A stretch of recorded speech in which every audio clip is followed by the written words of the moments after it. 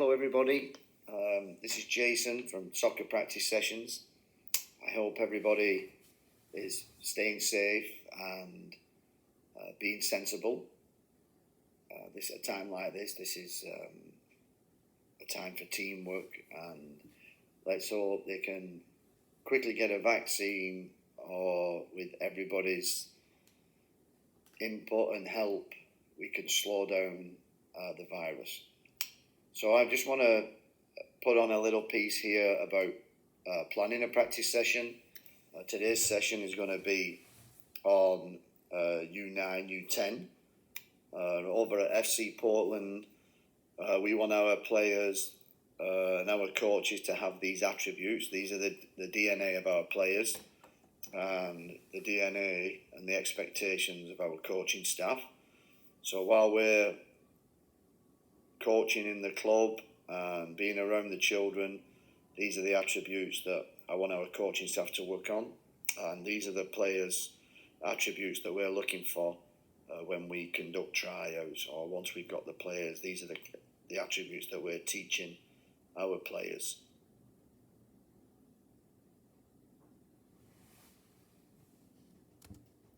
Here's the setup of FC Portland, and like I said, we're going to be focusing on U9, U10 practice. This is our Foundation Academy. In the Foundation Academy, we focus on fun. Practices are engaging, they're competitive, and most importantly, they're related to the game. We take an holistic approach where all our practice sessions include the four corner model: technical, tactical, psychological, physical, and social. And this practice is going to be on passing and ball control. So as you can see, we start with fun. That's the first thing we start off. I know US Soccer has a play, practice, play model. In the environment that we're in, we run this model. We start with small 15 by 15 area. Coach nominates 2 players to be the Tigers. The rest of the players spread out inside the playing area. 2 players hold a soccer ball. The 2 Tigers move around and play in the area and attempt to tag the players. The Tigers, they cannot tag somebody who's holding a ball. But once the player is tagged, they're frozen. And then to be unfrozen, the player with the ball needs to throw the ball to them. So what we're looking for here is, players may bump into each other. So we encourage them to scan the field, communicate with each other. We encourage them to look out to see where the yellows are going. And then if they are going to throw a ball at somebody, that they may make eye contact with them and they communicate when they're throwing that ball.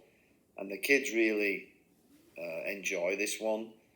And then obviously we'll run it for a minute or 2, and then we'll change the taggers in the middle. We'll let everybody be a tagger. So that's the first one we start with, and we probably run that for about 15 minutes. Then we move on to our next one, which is practice. So we have fun, that's our fun one. And now we move on to the practice one.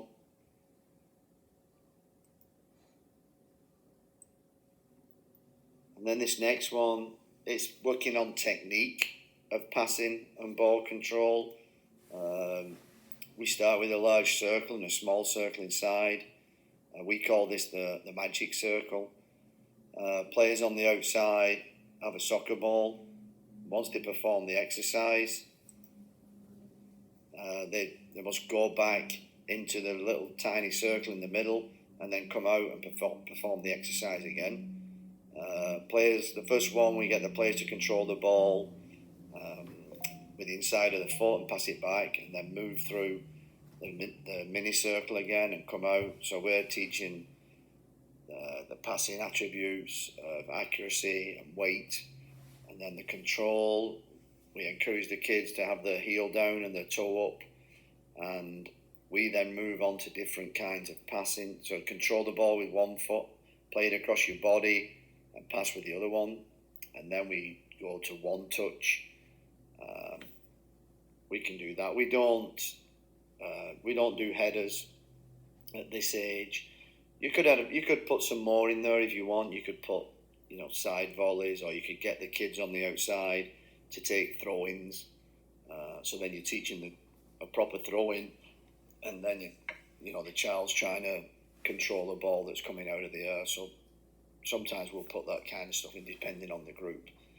So we run that for about 15 minutes, and then we move on once more to the next one, which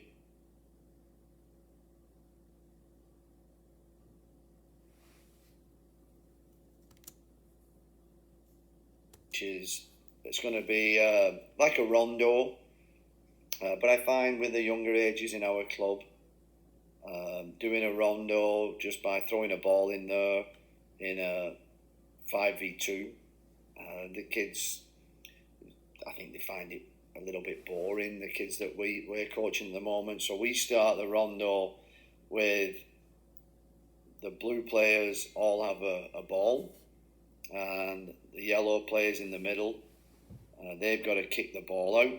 So there's a little bit of shielding in there. But once the ball gets kicked out, the blue player is still involved. They've got to look now to go and help a player where the yellows are going tackling him. So eventually you'll end up with one soccer ball, and it'll be a 5v2 rondo with one ball. Where the coaching points we're looking for there is getting their heads up and moving into space, the field awareness, communication. Sometimes the last ball can get kicked out and it may have gone a little bit too fast. That's when sometimes I rolled another ball in there and just watched them do a little rondo, and then we'll change the defenders over.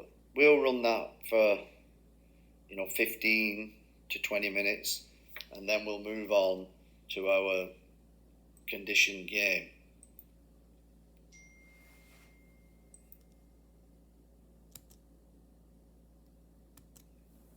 So our conditioned game, we'll have two goalkeepers, 6 players. Here shows 6 blues and 6 yellows. We got 3 reds that are going to be like the floating players. And to start, 2 blues and 2 yellows enter the field.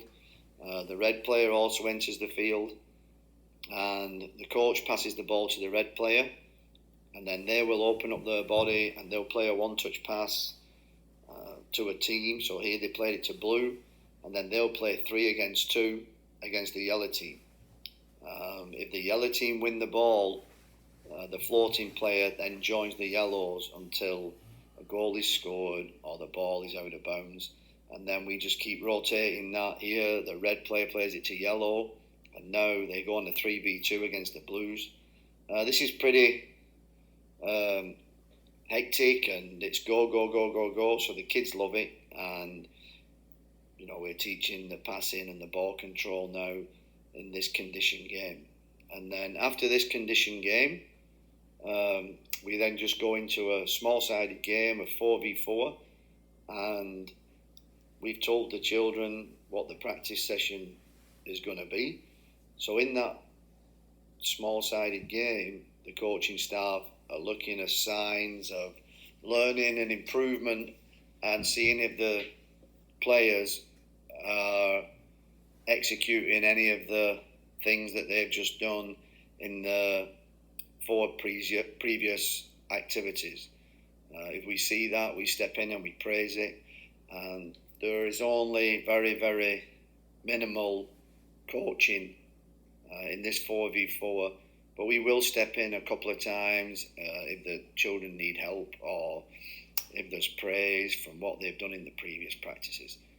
So that's a practice plan. I will send a few more if you guys think that it would help you. We could do some of the older age groups too. But while we're all on a break, I've got time to do stuff like this. So let me know if things like this can help. But stay safe out there and be sensible and keep working as a team. Thanks.